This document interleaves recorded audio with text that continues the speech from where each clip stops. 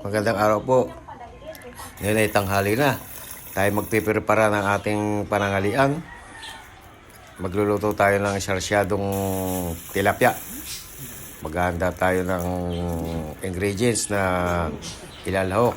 Mayroon tayong kamatis, tsaka bawang, sibuyas, may paminta. Ito po yung buto, tinatanggal ko para yung sinasabi nila para iwas diabetes daw yan o awan ko kung ano yun.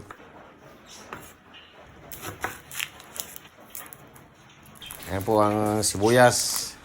Gagayat natin. Pagkagayat ng sibuyas, ito, bawang. Yung bawang ay ating pipit-pitin na gagayatin para malasang-malasa siya sa halo natin pagkain. Ayan, nakahanda na po ang ating ingredients. Ang tilapia, atin munang ipiprito.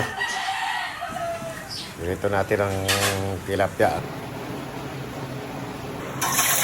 Talsika ng mantika. Uluban natin at natalsik.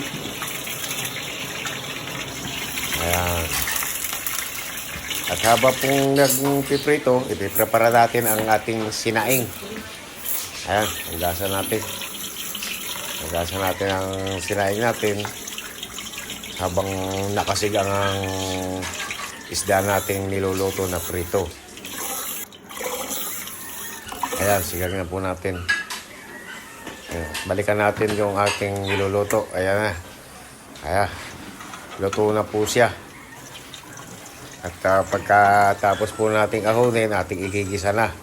Unahin natin ang bawang, sibuyas, pagkatapos po ng kamatis, paminta.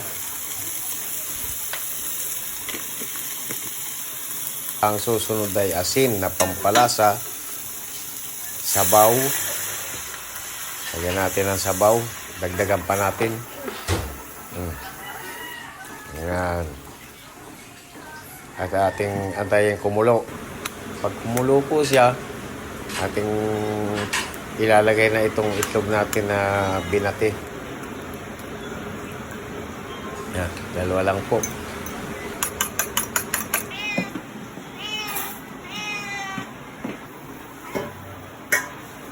Ayan. Lagay natin ang tilapia. Saka natin isunod ang itlog. Binating itlog. Antayin natin maluto. Pag kumulo na po yan, luto na. Pwede na tayong kumain. Ayan.